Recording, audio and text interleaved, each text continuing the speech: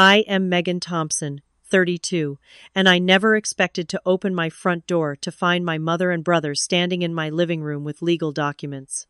My mother's face was contorted with rage as she screamed, "This is your brother's house!" My blood ran cold. I had paid for this condo entirely on my own, every single penny of the $750,000 price tag. As childhood memories of my mother always favoring Jason flashed through my mind, she slapped a stack of papers on my coffee table. "You forged these documents," she hissed. Little did I know this was just the beginning of a war my own family had planned for years. Before I dive into this nightmare, drop a comment letting me know where you're watching from. Hit that like button and subscribe if you've ever had to deal with toxic family members. Trust me, you'll want to stick around to see how I fought back against the people who should have loved me most. Growing up in a middle-class neighborhood in Boston, I always knew something was off about my family dynamic. My mother, Diane, now 58, made no secret of her preference for my brother Jason, who's now 30. Every achievement of mine was downplayed, while Jason's smallest accomplishments were celebrated extravagantly. When he scored a goal in soccer, we went out for ice cream. When I won the state science fair, my mother merely nodded and said, "That's nice, dear." Our family landscape changed dramatically when my father died of a sudden heart attack when I was 12. He left behind a modest inheritance, but my mother controlled every cent of it. Even then, I noticed how she'd spend lavishly on Jason's gaming equipment or sports gear, while I had to beg for new school supplies. Determined to create my own path, I started working as soon as I legally could. By 16, I was juggling shifts at the local grocery store and babysitting on weekends. While other teens were going to parties, I was saving every dollar. My mother would often say, "Why work so hard? It's not like you're going to amount to much anyway." Her words cut deep, but they fueled my determination. Through high school, I maintained a perfect GPA despite my work schedule. When college acceptance letters arrived, I received several scholarship offers. My mother's response? They probably made a mistake. I chose to attend Boston University for computer science, and through a combination of scholarships and my savings, I managed to graduate with minimal student debt.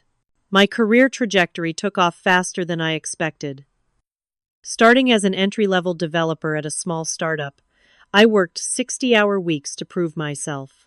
Within 3 years, I had moved to a mid-sized company with better pay, and 2 years after that, I landed a senior software engineer position at Technovate, one of the most prestigious tech companies in Boston. My starting salary was triple what I'd made at my first job. For 6 years, I lived frugally despite my growing income. I shared an apartment with 2 roommates, brought lunch from home, and limited my social spending. My colleagues thought I was extreme, but I had a goal: buying my own place. Not just any place, a beautiful condo in the downtown area that I'd had my eye on since I first moved to the city. The day I signed the papers for my dream home was the proudest moment of my life. The 2-bedroom condo on the 17th floor had floor-to-ceiling windows with a breathtaking view of the Boston skyline. The open-concept kitchen with marble countertops and the master bathroom with a soaking tub were exactly what I'd always wanted. Every single cent of the $750,000 purchase price came from my own savings and a mortgage that I qualified for based solely on my own income and credit score. I moved in exactly 1 year ago, and for the first time, I felt truly at peace. Meanwhile, Jason's life had taken a very different path. He dropped out of community college after 1 semester, claiming it was too boring. He bounced between retail jobs, never lasting more than a few months at each. He lived with our mother rent-free and showed no signs of wanting independence. When I suggested he might want to look into career counseling, my mother jumped to his defense. "Not everyone needs to be a workaholic like you, Megan. Jason is finding himself." The family dynamics grew increasingly tense as my success became more evident. At Christmas last year, my mother made snide remarks about my fancy job and how I must think I'm too good for family now. When I brought a homemade apple pie, my father's favorite recipe, she barely acknowledged it but gushed over the store-bought cookies Jason contributed. 2 weeks ago, I hosted what would become our last civil family dinner. I had invited them to see my new place, hoping that perhaps seeing my success would finally earn me some recognition. My mother walked through my condo with a strange expression, taking in the expensive furnishings and stunning view. Rather than congratulating me, she dropped a bomb. You know, Jason's been having a hard time lately. He should move in with you temporarily. You have that spare bedroom just sitting empty. I was stunned. Mom, I use that as my home office. I need it for work. You can work at the kitchen table, she insisted. Family helps family. I'm happy to help Jason in other ways, I offered. I could help him with his resume or connect him with some contacts in tech companies looking for entry-level positions. This suggestion triggered a huge argument.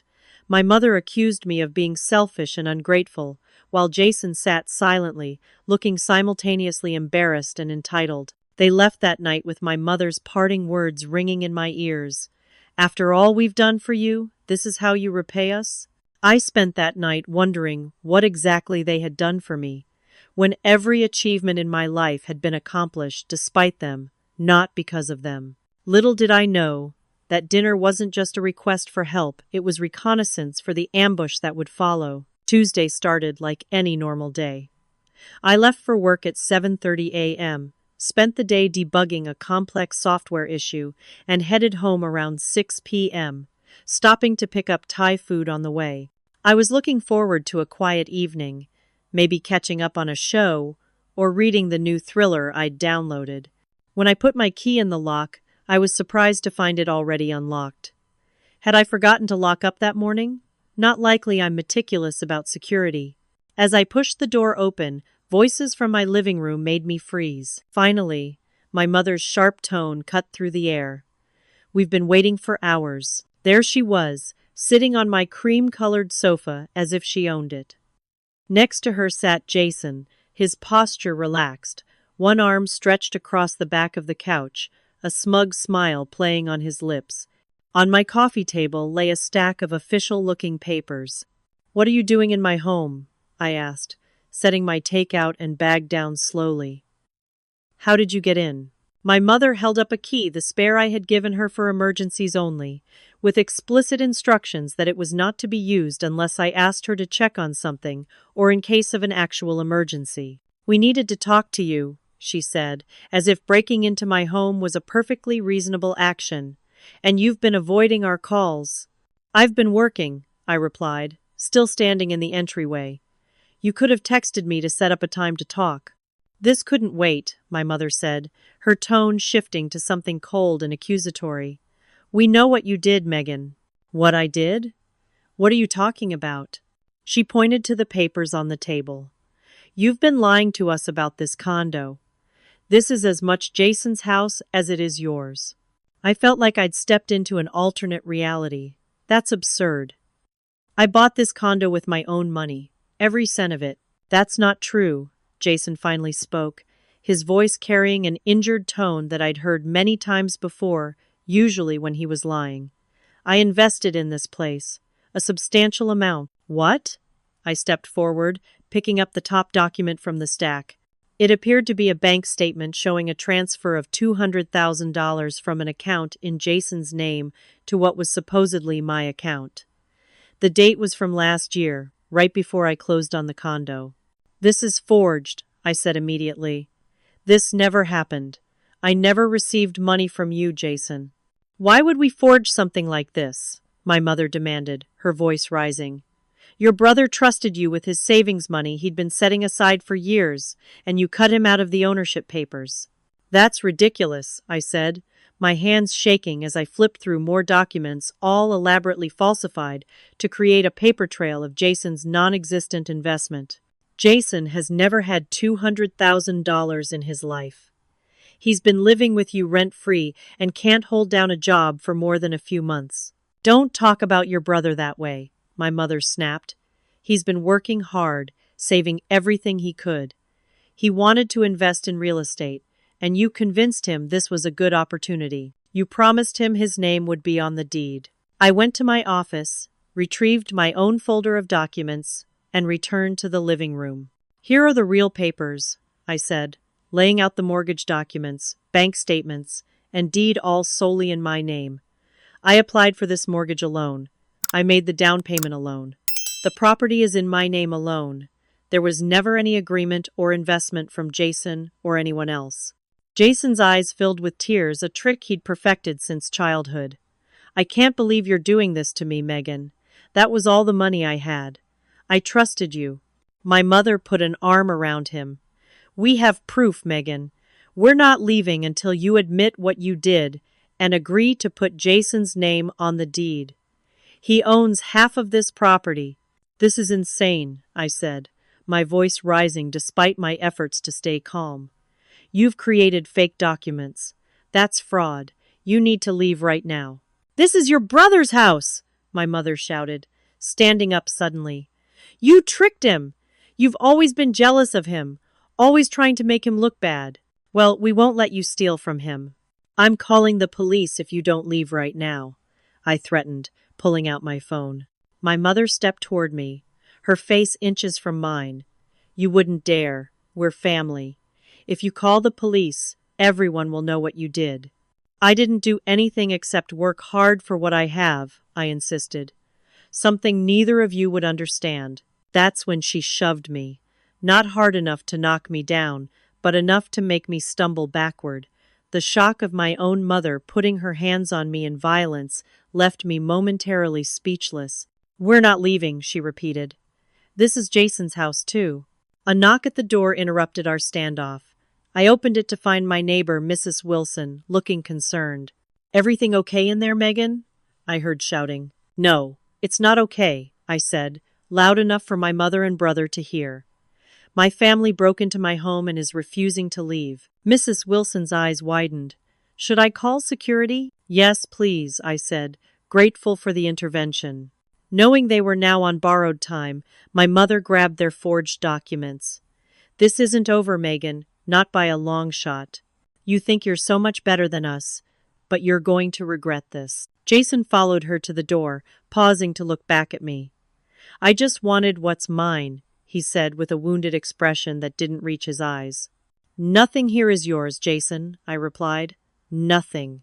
After they left, I collapsed onto my sofa, my entire body trembling. The Thai food sat forgotten as I tried to process what had just happened.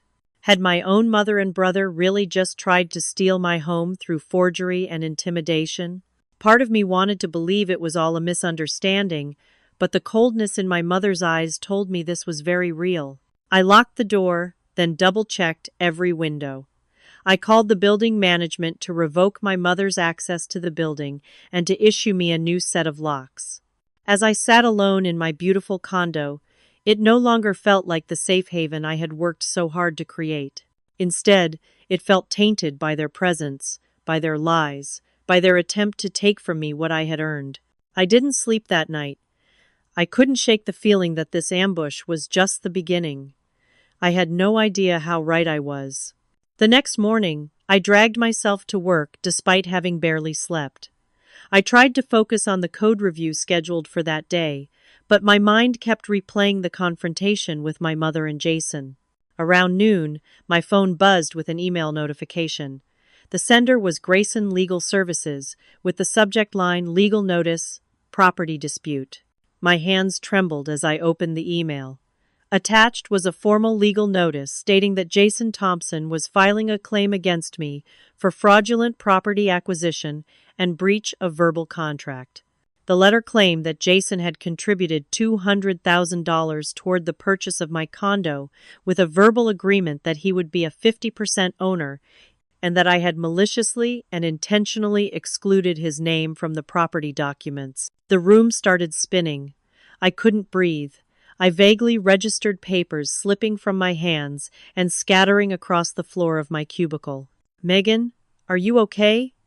My supervisor, Rachel, was suddenly kneeling beside me, her face etched with concern. You're white as a ghost. I can't breathe. I managed to gasp. Rachel helped me to the break room, away from curious eyes, and sat with me until my panic attacks subsided. When I could finally speak normally again, the whole story came pouring out: my lifelong struggle with my mother's favoritism, my hard work to buy the condo, and now this absurd legal threat based on completely fabricated claims. Rachel listened without interruption, her expression growing increasingly concerned. When I finished, she squeezed my hand. "First of all, you're taking the rest of the day off," she said firmly. "Second, you need a lawyer, and I know exactly who you should call: Sarah Jenkins. She's a friend from college who specializes in property law. She's tough as nails and doesn't put up with nonsense like this." That afternoon, I sat in Sarah Jenkins' downtown office, surrounded by credentials and awards. She was younger than I expected, maybe in her late 30s, with sharp eyes that missed nothing as she reviewed the legal notice and my property documents. "This is absolute garbage," she said finally, setting down the letter from my mother's attorney. "But unfortunately, garbage can still stink up your life if not dealt with properly." "Can they really do this?" I asked. "They have no case. I have all the documentation showing I purchased the property myself." "They can certainly try," Sarah replied. "And sadly, that means you have to defend yourself even though their claims are bogus. Family property disputes are messy, and they're clearly counting on that. But don't worry, we'll countersue for legal fees and damages once we shut this down." She asked me detailed questions about my finances, the purchase process, and any interactions with Jason regarding the condo. As we talked, her assistant brought in a message that made Sarah frown. "There's a Detective Wilson here to speak with you," she told me. "Apparently, your mother has filed a police report alleging fraud." My stomach dropped. "A police report?" Sarah's expression hardened. "This just got more serious. They're trying to turn this into a criminal matter, not just civil. I'll handle the detective with you." Detective Wilson was a stern-faced man in his 50s who seemed neither impressed nor intimidated by Sarah's credentials. He explained that Diane Thompson had filed a complaint alleging that I had fraudulently diverted funds intended for a joint property purchase with my brother. "I have all my bank records here," I told him, pulling out the folder I'd brought. "You can see every deposit that went toward my down payment. It all came from my personal savings. There was never any money from Jason." The detective reviewed the statements while Sarah pointed out the clear paper trail of my mortgage application and approval process. "And where would your brother have gotten $200,000? Sarah asked pointedly. "Does he have employment records or bank statements showing he had access to that kind of money?" Detective Wilson didn't answer directly but made notes. "We'll investigate all angles," he said noncommittally. After he left, Sarah turned to me. "Something doesn't add up. How would they even create these forged documents? They'd need access to your personal information, account details." A cold realization washed over me. My laptop. My mother was at my place about 3 months ago. She said she needed to use the bathroom, but she was gone for nearly 15 minutes. I thought she was just snooping around my bedroom, but she could have accessed my laptop. I stupidly leave it open sometimes. "We need to check your condo's security footage," Sarah said immediately. "If they've been entering your unit without permission, that's breaking and entering." By the end of the day, we had reviewed security footage from my building, showing my mother and Jason entering the building on multiple occasions when I was at work, using the spare key. The timestamps corresponded with days I had been in the office from early morning until evening. "They've been planning this for months," I whispered, watching them casually walk through the lobby like they had every right to be there. "My own family has been breaking into my home to gather information to use against me." Sarah was already on the phone with her assistant.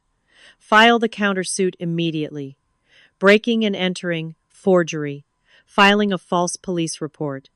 Add emotional distress and defamation. And contact building security for a formal report on these unauthorized entries." That night, back in my condo, I couldn't sleep. I kept thinking about my mother and brother going through my things, sitting at my computer, gathering information to build their case against me. The feeling of violation was overwhelming.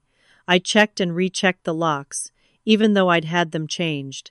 Every creak made me jump. My phone buzzed with a text from Rachel. "How are you holding up?"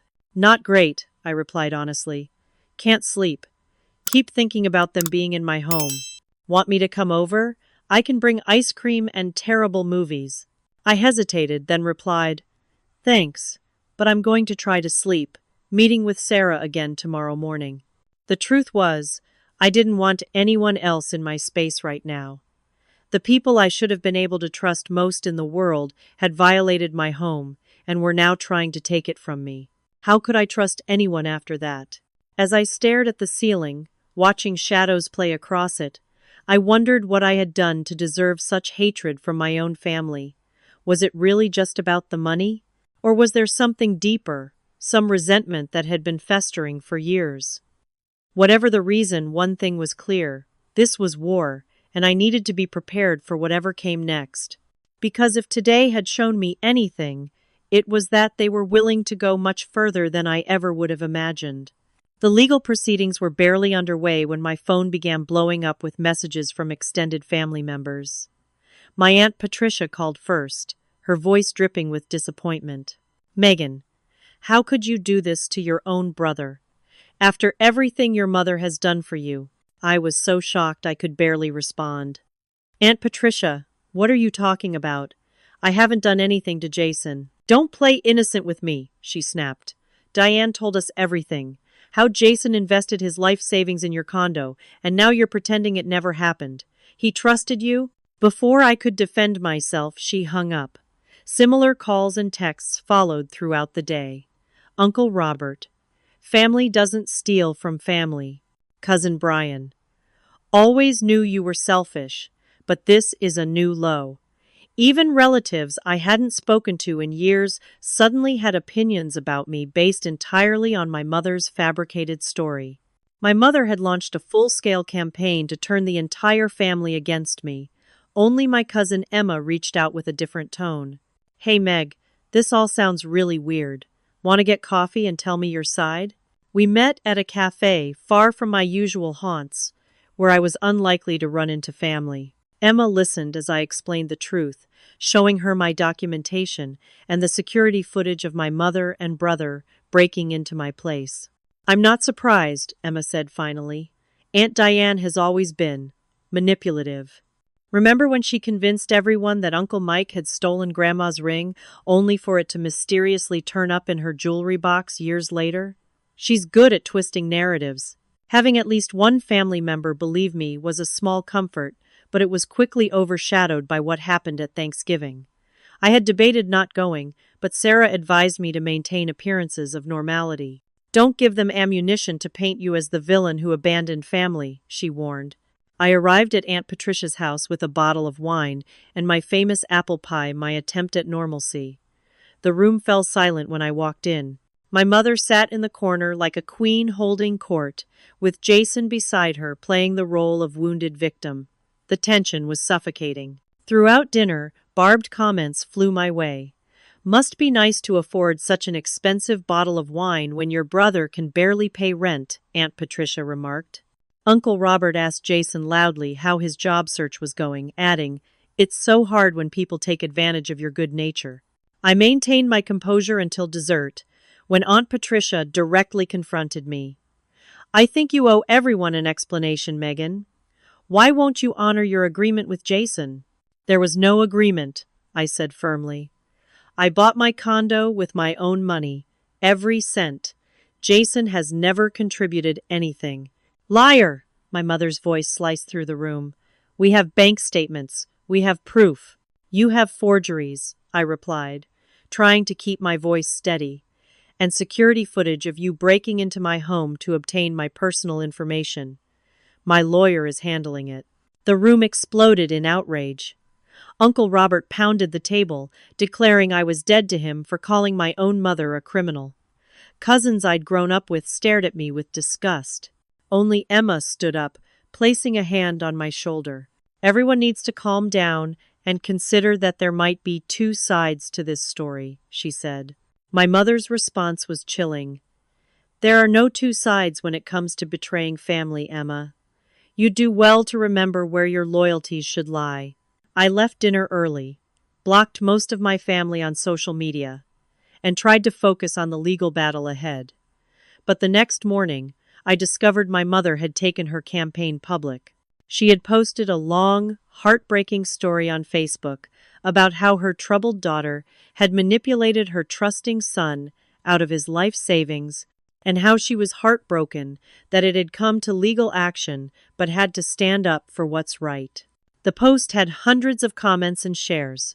Friends from high school, former colleagues, even my mother's church community all commenting with messages of support for her and condemnation for me. The public shaming was overwhelming. That afternoon, I received a message from Taylor, my childhood best friend, whom I'd lost touch with years ago. "Hey Meg, this doesn't sound like you at all. What's really going on?" We met for coffee the next day. Taylor had grown into a confident woman with a career in social work, and she listened with professional attentiveness as I shared the truth. "This isn't the first time your mom has done something like this," she said when I finished. "Do you remember my graduation party?" I shook my head, confused by the apparent non sequitur.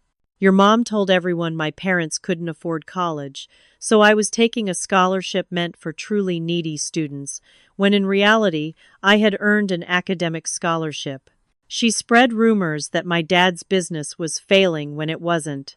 She's always been destructive when she feels threatened. Taylor's revelation triggered something in my memory. "My dad's storage unit," I said suddenly. "He kept a lot of his personal things there after they downsized to the smaller house. I still pay the rental fee, but I haven't been there in ages."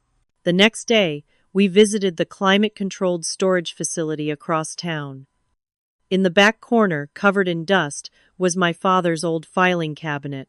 Inside, I found his personal journal, something I never knew he kept. Back at my condo, with Taylor beside me for moral support, I read through the entries from the year before he died. What I discovered made my blood run cold. "I'm worried about what will happen to Megan after I'm gone," he wrote. "Diane has never bonded with her the way she has with Jason. I've set aside money specifically for Megan's education in a separate account, but Diane is already talking about how that money could help Jason's future sports career. I fear she'll find a way to redirect it if anything happens to me." Another entry. "Had another argument with Diane about favoritism. She cannot see how differently she treats the children.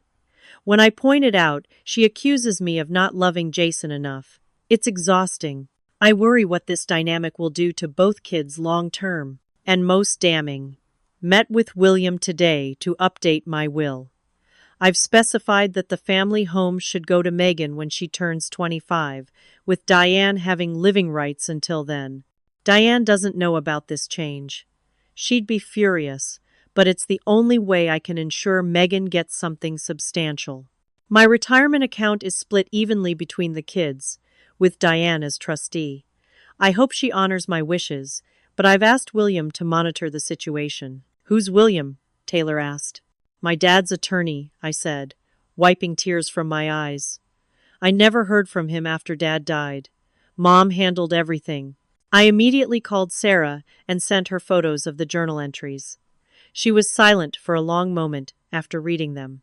"Megan, it looks like your mother may have concealed or altered your father's will," she said finally. "This is serious. We need to find this William and see if he has copies of the original documents." That night, I couldn't sleep again. But this time, it wasn't fear keeping me awake, it was anger. I'd lost not only my inheritance but years of my life struggling financially when my father had tried to provide for me. On impulse, I called my mother at midnight. "What do you want?" she answered groggily. "I found Dad's journal," I said without preamble. "I know about the will, Mom. I know about the money for my education. I know everything." There was a long silence before her voice came back, cold and hard. "You have no idea what you're talking about. I'm going to find out exactly what Dad left me, and I'm going to make sure justice is done." Her laugh was like ice water down my spine. "Good luck with that. Your father has been dead for 20 years. No one will believe the convenient journal you suddenly found. And if you push this, I'll destroy you, Megan. Don't test me." The line went dead, but my resolve had never been stronger. The next day, however, brought a new complication. Jason showed up at my workplace, creating a scene in the lobby. "Where's my money, Megan?" he shouted as security tried to restrain him. "You think you can hide behind lawyers? You're ruining Mom's life with your lies." My colleagues watched in horrified fascination as my brother was escorted from the building, still shouting accusations. I stood frozen, mortified and shaken, until Rachel gently led me back to her office. "Take some time off," she insisted. "Focus on this legal battle. Your job will still be here when it's resolved." As I packed up my things, I noticed curious glances and whispers. My professional reputation, something I'd built carefully over years, was now tainted by my family's vindictive actions. The realization that they could reach into every aspect of my life, even my career, left me feeling more vulnerable than ever. What I didn't know then was that breaking into my condo and turning family against me was just the beginning. They were about to cross a line that would forever change how I viewed them and myself. After a week of working remotely to avoid another scene at the office, I returned home from grocery shopping to find my front door slightly ajar. Heart pounding, I pushed it open to reveal a nightmare. My beautiful condo had been ransacked. Drawers were pulled out and emptied onto the floor. My mattress had been slashed open, stuffing spilling out like grotesque snow. Picture frames lay shattered across the hardwood floors. Books had been pulled from shelves and flung across the room. Even the refrigerator door stood open, food spoiling in the warm air. But most disturbing were the targeted thefts. My laptop was gone. So was the jewelry box containing the few pieces I had inherited from my grandmother. My father's watch, the only memento I had of him, had disappeared from my bedside drawer. These weren't random items. They were things with either financial or sentimental value. With shaking hands, I called 911. Officer Martinez arrived 20 minutes later, surveying the damage with professional detachment. "Any idea who might have done this?" he asked, though the knowing look in his eyes suggested he had already connected this to my ongoing family dispute, which had apparently become common knowledge at the precinct thanks to my mother's police report. "I have a pretty good guess," I replied, recounting the escalating situation with my mother and brother. "We'll check the building's security cameras," Officer Martinez said, "but the system on your floor has been disabled. Professional job." "Professional? You think my mother hired someone? Or someone who knows what they're doing," he said carefully. "Does your brother have any connections who might know about security systems?" I remembered suddenly that Jason had briefly dated a woman who worked for a security company. The pieces were falling into place. As Officer Martinez finished his report, my neighbor Mrs. Chen knocked on the open door. "Megan, I saw your brother in the building earlier today," she said without preamble.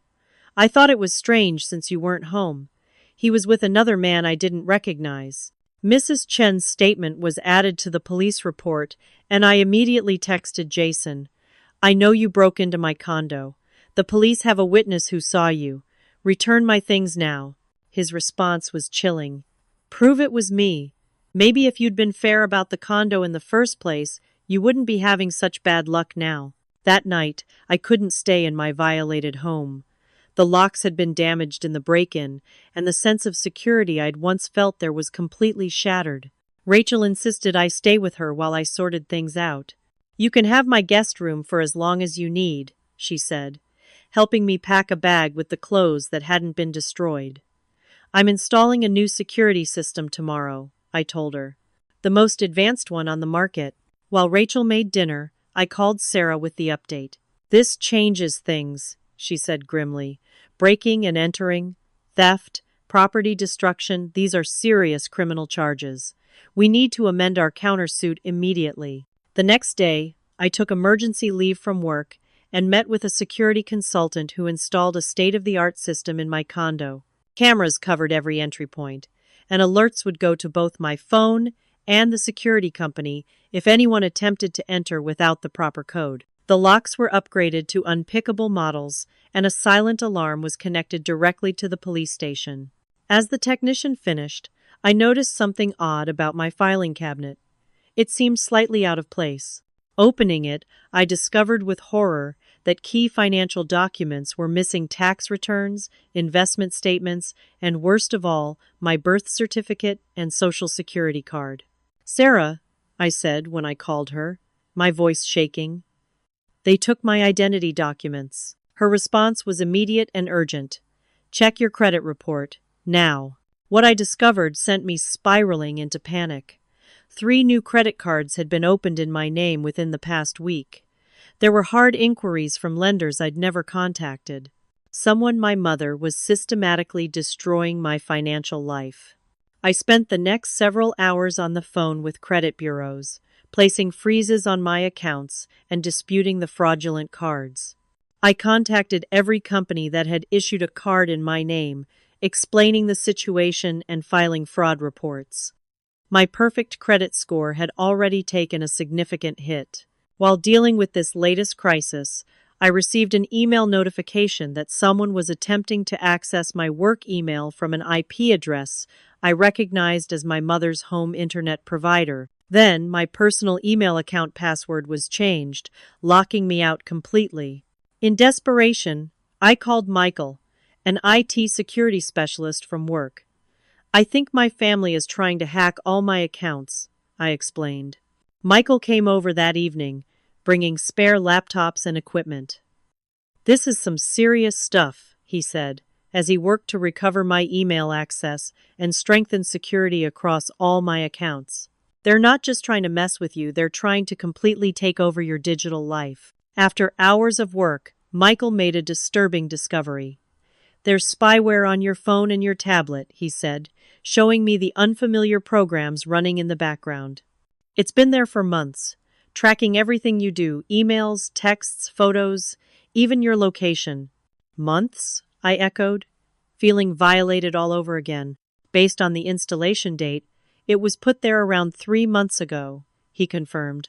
The timeline matched exactly with when my mother had visited and disappeared into my home office for those 15 minutes. She hadn't just snooped through my computer, she'd installed spyware to monitor my entire digital life. "They've been watching me all this time," I whispered.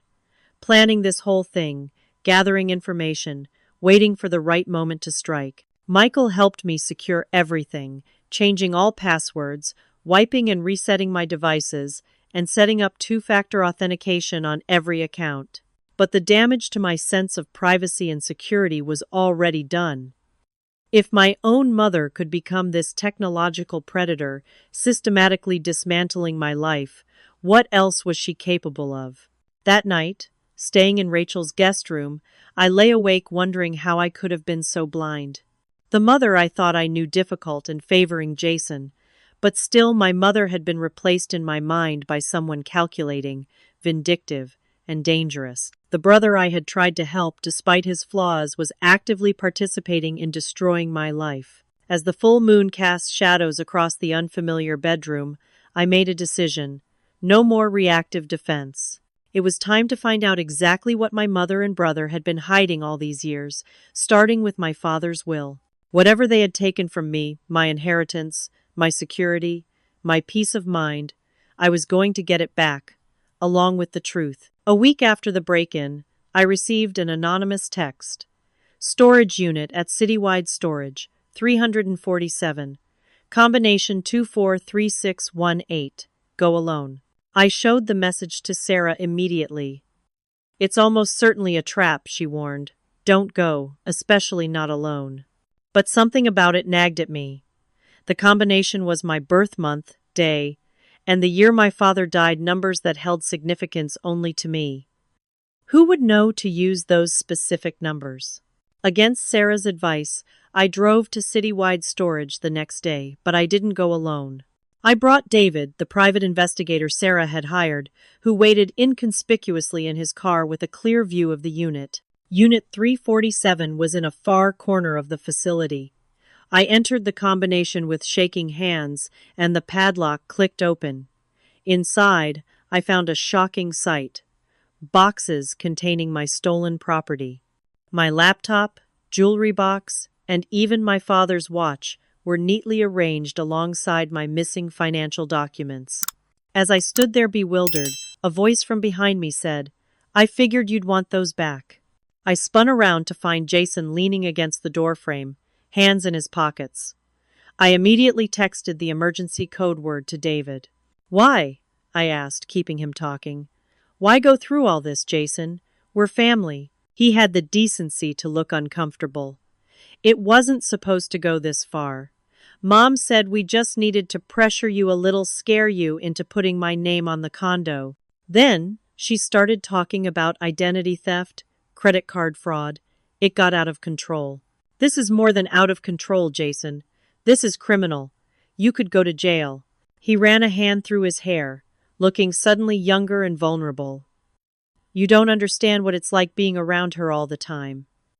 The pressure, the manipulation, nothing I do is ever enough." Despite everything, I felt a flicker of recognition. Hadn't I spent my whole childhood feeling exactly that way? "Mom's always been jealous of you," Jason continued, surprising me. "Your independence, your success. She wanted to keep me dependent on her, but she wanted to control you too. When she couldn't, it made her crazy." "What about Dad's will?" I asked, seizing the opportunity. "Did she change it after he died?" Jason's eyes widened. "How did you—" He stopped, then nodded slowly. "Yeah. Dad left you the house when you turned 25. Mom found the will first, and had her boyfriend at the time, he was a notary, create a new version. The original disappeared. The confirmation of what I had suspected was still a blow. I was supposed to inherit the house? Mom sold it 2 years after Dad died, remember? Used the money for family expenses. Really meant her shopping and my sports equipment." He looked genuinely regretful. "I was just a kid then. I didn't understand what was happening. I was trying to process this when he stepped closer. Megan, I can help you. I can testify against Mom about the will, the forgeries, everything. I still have access to her computer, there's evidence there." "Why would you turn against her now?" I asked suspiciously. "Because this has gone too far. Breaking into your place, stealing your stuff that wasn't what I signed up for, and," he hesitated, "I found out she's been stealing from me too. The money from my last job didn't disappear in a bank error like she claimed. She took it." I wanted to believe him. Despite everything, he was still my brother. "If you're serious about helping, come with me now. We'll go straight to Sarah's office and make an official statement." Jason nodded. "Let me just text Mom that I'm running errands. She gets suspicious if I don't check in." I turned to gather my stolen possessions, relief washing over me at recovering my father's watch. That's when I heard the storage unit door slam shut. I whirled around to find myself locked in. Through the small window in the door, I could see Jason's smirking face as he held up his phone, showing a text conversation. "Jason, she took the bait. Unit 347. Mom, good work. Keep her there until Frank arrives." "Jason!" I pounded on the door. "What are you doing?" "Sorry, sis. Mom's plan is better than yours. Frank's bringing papers for you to sign. You're going to transfer the condo to me, or you're going to have a very uncomfortable conversation with him about all the illegal things you've done." "What illegal things? I haven't done anything wrong." Jason's laugh was cold. "Doesn't matter. Frank's ex-police. He's still got friends on the force who'll believe him over you. Plus, we've got evidence created, but convincing of you committing fraud. Just sign the papers, Megan. It'll be easier for everyone." Panic rose in my throat as I realized I was trapped in a concrete box, waiting for my mother's ex-cop boyfriend to arrive and threaten me. I frantically texted David. "Locked in unit. Jason tricked me. Mother's boyfriend coming." 10 minutes later, I heard shouting outside, then sirens. The storage unit door was pulled open to reveal David and 2 police officers, with Jason handcuffed nearby.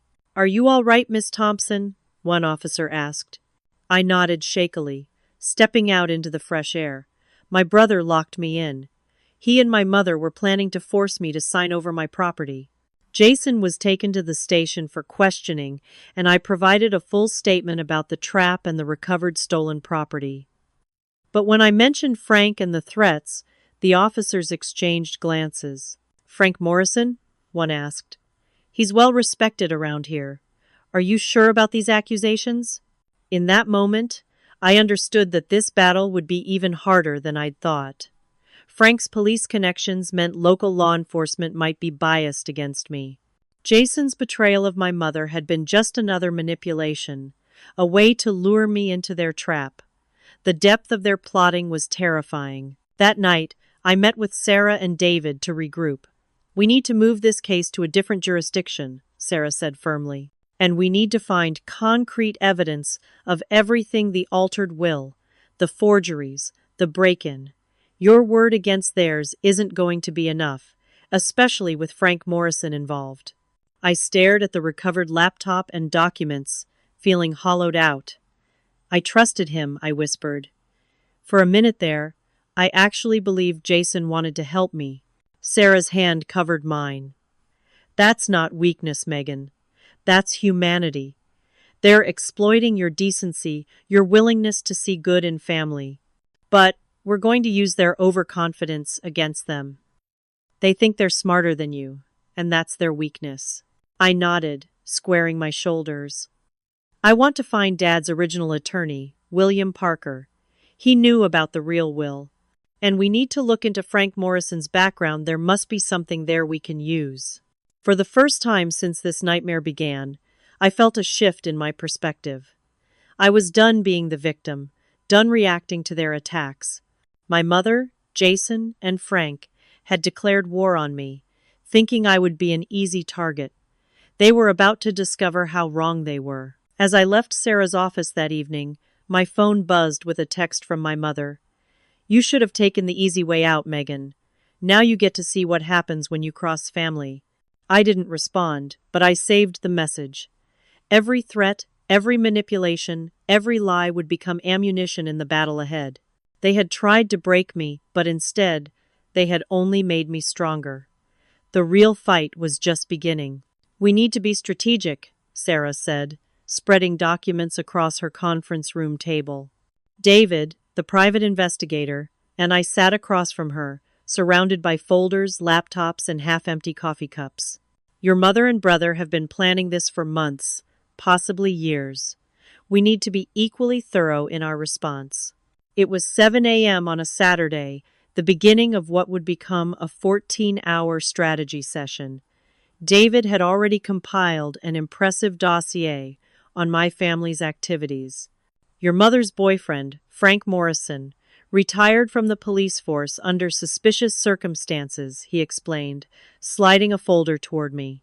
Nothing was ever proven, but there were allegations of evidence tampering and excessive force. He was allowed to retire with his pension intact if he went quietly. "Can we use that?" I asked Sarah. "Not directly, but it gives us context," she replied. "More importantly, it suggests he might have skeletons in his closet that he doesn't want exposed. People rarely change their patterns of behavior."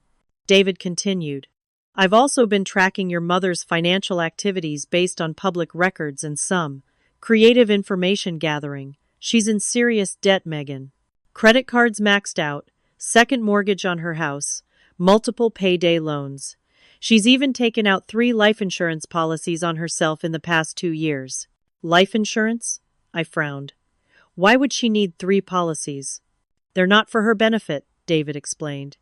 "Jason is the sole beneficiary on all of them. It's a common fraud tactic: take out multiple policies, then stage an accident or disappearance." I felt sick. "You think they're planning insurance fraud too?" "It's a possibility we should be aware of," Sarah said carefully. "But our immediate priority is finding your father's original attorney and the legitimate will." Finding William Parker proved surprisingly difficult. He had retired from his law practice 15 years ago and moved to Arizona. After multiple dead-end phone calls and database searches, David finally tracked down his home address in a Scottsdale retirement community. "He doesn't use email or social media," David reported, "and his phone is unlisted. We'll need to contact him directly." I'll fly out there, I decided. This is too important for phone calls anyway. 2 days later, I found myself sitting in William Parker's sun-drenched living room. At 78, he was still sharp-minded, his eyes lighting up with recognition when I introduced myself. "Richard Thompson's daughter," he said, studying my face. "You have his eyes. I always wondered what happened to you after he passed." "That's actually why I'm here," I explained, sharing the whole twisted saga. William listened without interruption, his expression growing increasingly troubled. When I finished, he rose slowly and went to a filing cabinet in the corner of the room. "I've been retired for years," he said, "but I kept copies of certain documents. Your father was concerned about your mother's behavior even before he died. He made me promise to keep duplicate records." He handed me a sealed envelope, yellowed with age. Inside was a copy of my father's original will, explicitly leaving the family home to me upon turning 25, with a separate educational trust in my name. There was also a letter addressed to me, written in my father's handwriting. "My dearest Megan," it began. "If you're reading this, it means something has gone wrong. I've asked William to hold this letter in case your mother ever tries to interfere with your inheritance. I've always seen your strength and determination, even as a child. Don't let anyone, even family, take what is rightfully yours or dim your bright spirit. Remember that I am proud of you and have always loved you, even if I'm no longer there to say it. All my love, Dad."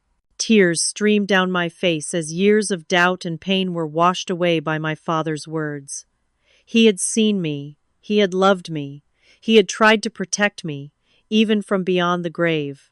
"I was supposed to check on you when you turned 25, William said, regret in his voice. "But I had a stroke that year and was in recovery for months. By the time I was well enough, the house had already been sold, and I couldn't find you. I should have tried harder." "It's not your fault," I assured him. "But will this copy of the will hold up legally?" "The original is gone. It's notarized, and I have affidavits from the witnesses," William replied. "It won't be easy, but yes, it can be used to prove the fraud, and I'm more than willing to testify." Armed with this critical evidence, I returned to Boston and reconvened with Sarah and David. Our next step was a forensic analysis of my mother's finances. "We need to prove she benefited from selling the house that should have gone to you," Sarah explained. "If we can follow the money trail, we can strengthen our case." David had already made progress on that front. "Your mother received $320,000 from the house sale," he reported. "Within a year, most of it was gone. Some went to credit card debt, but at least $150,000 was withdrawn in cash untraceable. She always took Jason on expensive trips, I recalled.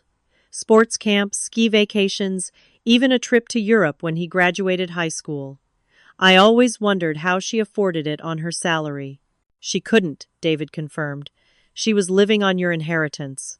As we built our case, another unexpected ally emerged: my mother's estranged sister, Helen. She contacted me after seeing my mother's social media campaign against me. "I've been watching Diane's posts about you," she said when we met for coffee. "It's all so familiar. She did the same thing to me 20 years ago." Helen revealed a pattern of behavior I had never known about. My mother had manipulated and stolen from multiple family members over the years. She had borrowed money from Helen with promises to repay, then claimed the money was a gift when Helen asked for it back. She had spread rumors about Helen's husband being unfaithful, nearly destroying their marriage. When Helen confronted her, my mother had turned the entire family against her sister with elaborate lies. "I've been the family pariah for decades," Helen said sadly. "No one would believe me about Diane because she's so convincing when she plays the victim. But I kept records of everything, the loans, the messages, everything. I always knew someday someone else would need them." Helen's documentation provided a crucial piece of the puzzle, establishing a pattern of fraudulent behavior by my mother going back decades. Combined with William's evidence about the will and David's financial investigation, we now had a formidable case. The final piece came from an unexpected source. Detective Wilson, the same detective who had initially questioned me about my mother's fraud allegations, requested a meeting. "I've been looking into your case more deeply," he said when we met at Sarah's office. "Something about your mother's claims didn't add up, so I did some digging. Frank Morrison has been using police databases to run background checks on you, highly illegal, since he's retired, and these were for personal reasons. When I confronted him about it, he tried to bribe me to drop the matter."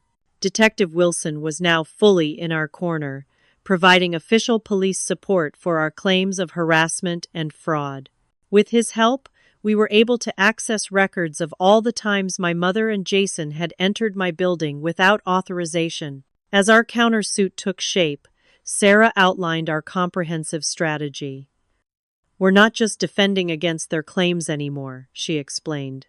"We're going on the offensive with charges of will tampering, fraud, identity theft, breaking and entering, and harassment. We have the evidence, we have the witnesses, and most importantly, we have the truth." For the first time since this nightmare began, I felt a sense of hope.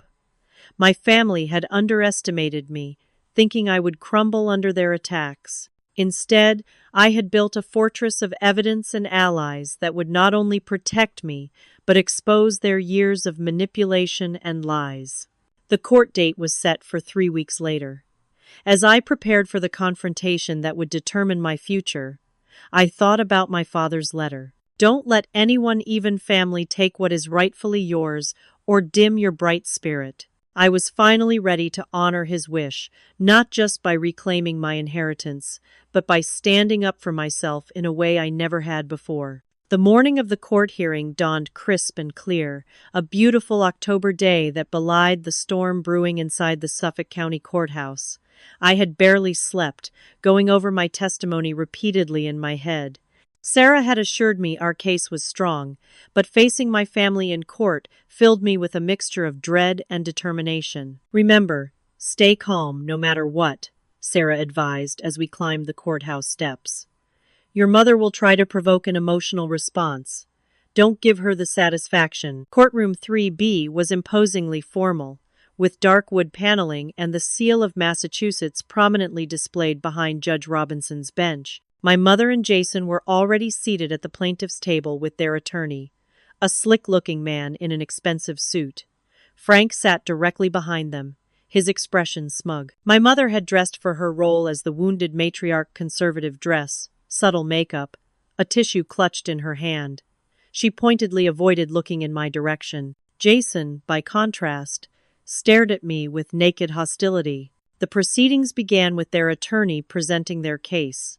That Jason had contributed $200,000 to the purchase of my condo based on a verbal agreement that he would be co-owner, and that I had fraudulently excluded his name from the property documents. My mother took the stand first, delivering a performance worthy of an Oscar. Her voice trembled as she described how I had always been competitive with Jason, how I resented his close relationship with her, and how I had manipulated Jason into investing his savings with promises I never intended to keep. "All we want is justice for my son," she concluded, dabbing at her eyes. "Megan has always had everything: the good grades, the scholarships, the high-paying job. Jason just wanted a home, something to call his own. Is that so much to ask from a sister?" Jason's testimony followed, his story carefully rehearsed to match our mother's narrative. He claimed to have been saving money for years, through various jobs and investments, eventually accumulating the $200,000 he allegedly gave me. "Megan said she'd put my name on the deed once the purchase went through," he testified. "She said it would be easier to qualify for the mortgage with just her name and income on the application. I trusted her. She's my sister." Their attorney presented the forged bank statements, showing the fictional transfer of funds, along with text messages supposedly between Jason and me, discussing the arrangement messages that had been completely fabricated. When it was our turn, Sarah began methodically dismantling their case. First, she presented my complete financial records, showing every dollar that went toward the condo purchase came from my own accounts that had been built slowly over years of saving. "Now, Mr. Thompson," Sarah addressed Jason during cross-examination, You claim to have saved $200,000 through various jobs and investments. Can you provide documentation of these jobs and investments? Jason shifted uncomfortably. I worked a lot of cash jobs. $200,000 in cash jobs? Sarah raised an eyebrow. Without paying taxes? That would be tax evasion, would it not? Jason glanced at his attorney, who quickly objected. Judge Robinson overruled. Let me be more specific, Sarah continued. According to your own employment records, which we've subpoenaed, you haven't held a job for longer than 4 months in the past 5 years. Your total reported income during that time was approximately $37,000. Where did the other $163,000 come from? Investments, Jason muttered. What investments specifically? Stocks, bonds, real estate? Do you have account statements? As Jason fumbled for answers, Sarah projected his actual bank statements onto the courtroom screen, showing his accounts had never contained more than a few $1,000s at any given time. The courtroom grew increasingly tense as Sarah moved on to my mother, questioning her about the sale of the family home.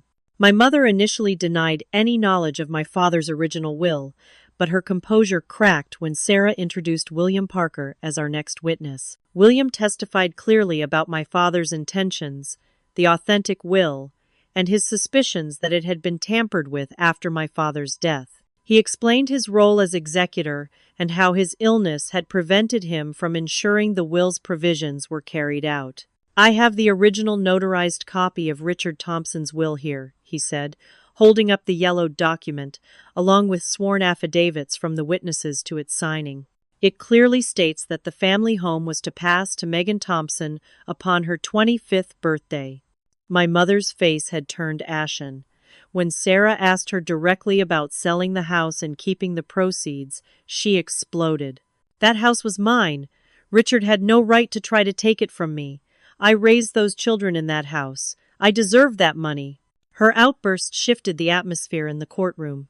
The judge's expression hardened as Sarah calmly presented evidence of how the money from the house sale had been spent largely on luxury items and trips for my mother and Jason, nothing for me. The most damaging testimony came from Helen, who detailed my mother's history of financial manipulation and familial sabotage.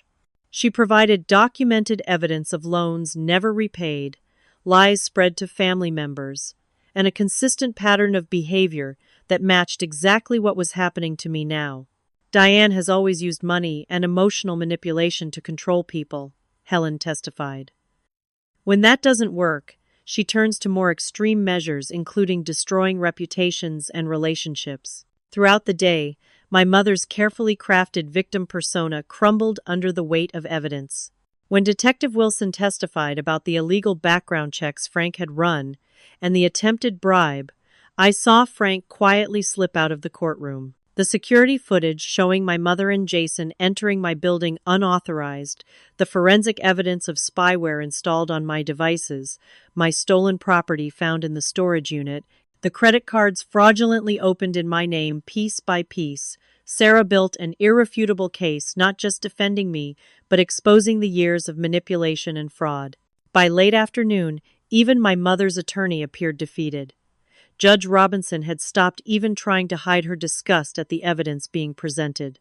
In a last desperate move, my mother's attorney called for a brief recess to confer with his clients. When court resumed, Jason approached the stand again, this time with a different story. I want to change my testimony, he said, avoiding my mother's glare. The truth is, I never gave Megan any money for the condo. It was Mom's idea to claim that I did. She said we could get the condo and split it. That Megan owed us because she's been so successful. A gasp rippled through the courtroom.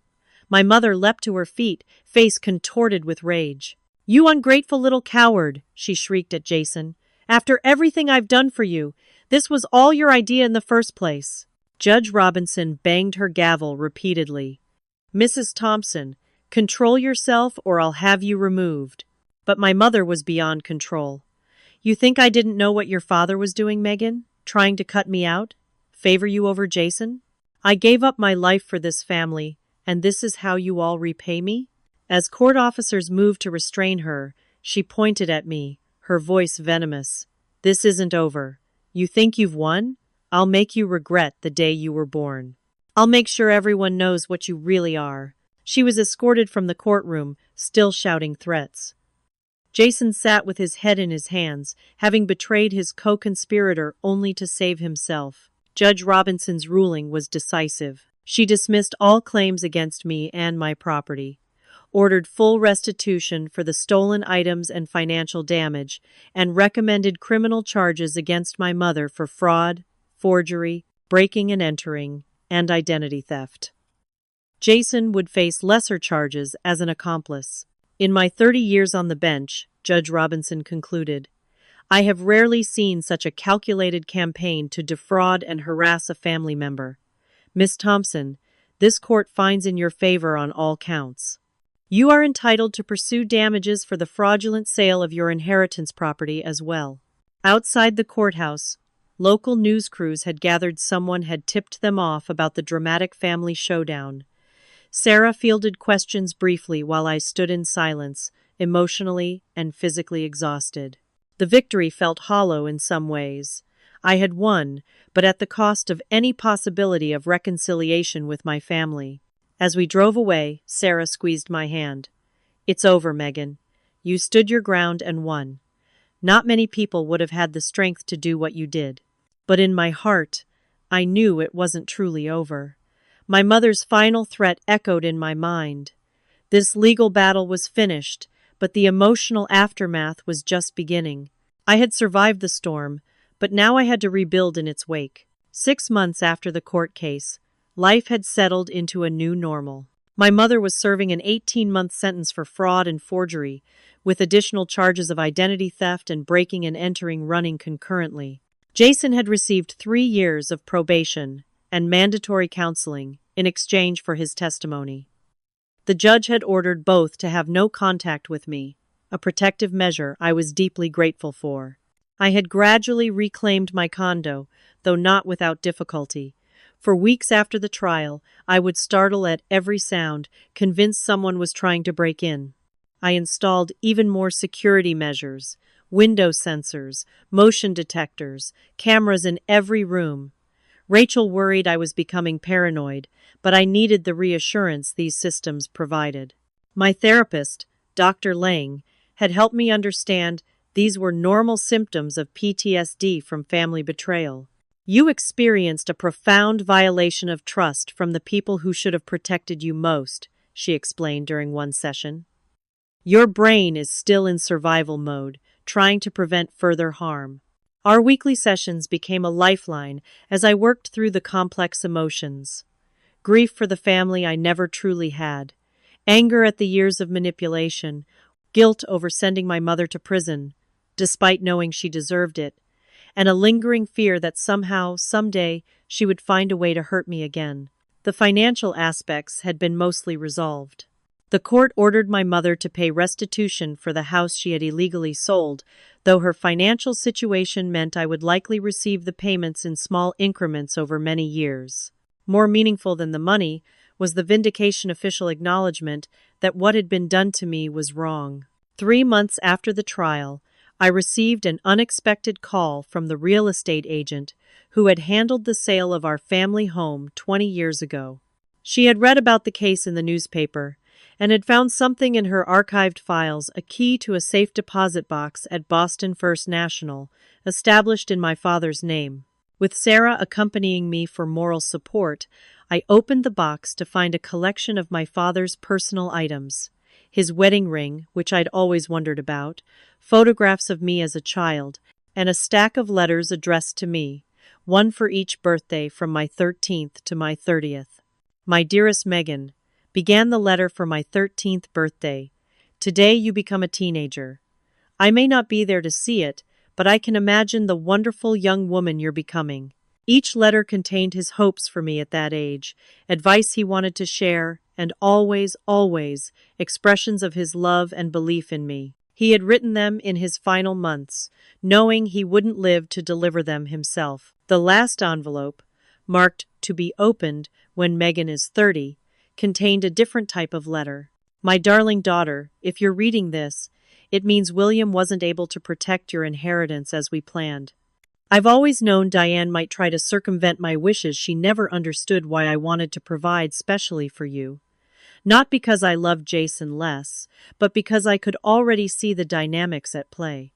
She would always ensure Jason was taken care of, but you were being taught to fend for yourself from such a young age.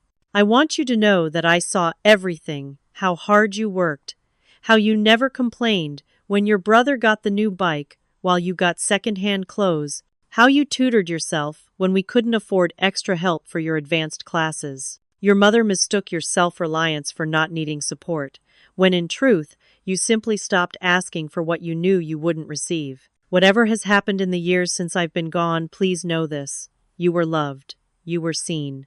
Your strength wasn't a reason to give you less, but all the more reason to admire you. Live your life on your own terms, Megan. Create the family you choose, one built on mutual respect and genuine love. That's what I always wanted for you. Reading his words brought healing tears, the first I'd allowed myself since the trial. My father had understood everything, had tried to protect me, had loved me exactly as I was. That knowledge was worth more than any inheritance. In the months that followed, I slowly rebuilt my life and expanded my chosen family. Rachel remained my steadfast friend, hosting Sunday dinners where I gradually relearned how to relax and trust.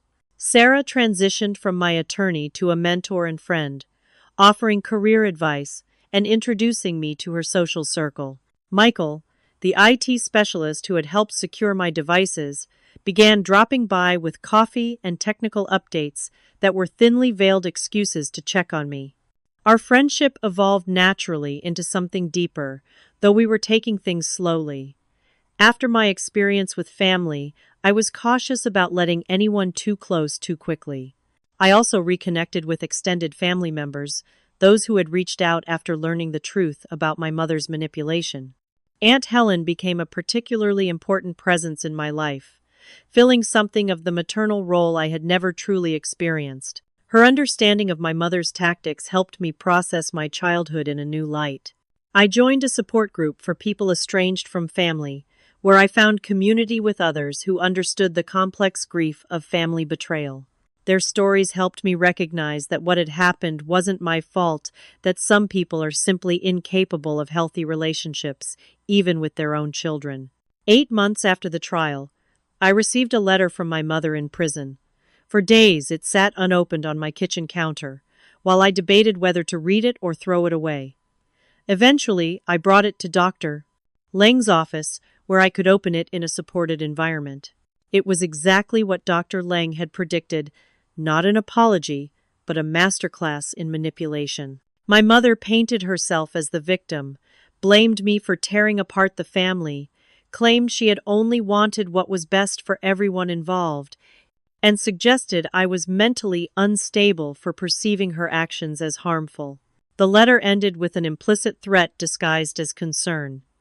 I worry what will happen to you without family to support you when things go wrong, as they inevitably will. Dr. Lang helped me see the letter for what it was, a final attempt to regain control, to plant seeds of doubt and fear. She's showing you exactly who she is, Dr. Lang said gently. She's incapable of taking responsibility or feeling genuine remorse. That's not a reflection on you, it's her limitation. That night, I made a decision that felt both terrifying and liberating. I would forgive my mother and Jason, not for their benefit, but for my own peace.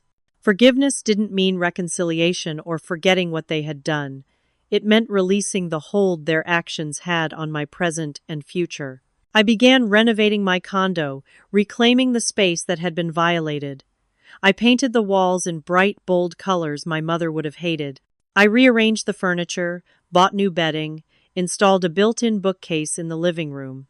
With each change, the place felt more like mine again, the memories of the break-in fading like old photographs left in the Sunday. At work, I received a promotion to lead developer, with a team of 5 reporting to me. The professional confidence I had lost during the ordeal gradually returned, stronger for having been tested. Some colleagues who had distanced themselves during the public drama now tried to rekindle relationships, but I was selective about who I allowed back into my life.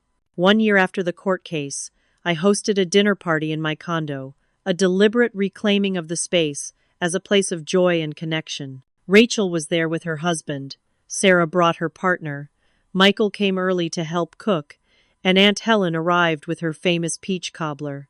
As we gathered around my dining table, sharing food and laughter, I realized I had created exactly what my father had wished for me, a family built on mutual respect and genuine love. Life would never be perfect. I still had moments of anxiety, still flinched sometimes when my phone rang from an unknown number. The legal proceedings to recover my rightful inheritance continued, a process that would likely take years to fully resolve. But the core of who I was remained unbroken, perhaps even strengthened by what I had endured. That night, after my guests had gone, I stood at my living room window looking out at the Boston skyline. The lights of the city sparkled like stars brought down to earth, a constellation of possibilities. This condo, this life, this peace I had fought for it all and won. Not because I was ruthless or calculating like my mother, but because I had refused to surrender what was rightfully mine, my property, my truth, my right to determine my own future. In the reflection of the window, I could almost imagine my father standing behind me, proud of the woman I had become. Not despite the challenges I had faced, but because of how I had faced them. I hope my story helps those of you dealing with toxic family members know you're not alone. Have you ever had to stand up to family who tried to take advantage of you? Drop a comment below and share your experience. Every like and subscription helps this channel reach others who might need to hear this message. Remember, family should lift you up, not tear you down. Sometimes the family we create is more precious than the one we're born into. Thank you for watching, and may you all find the strength to stand your ground when it matters most.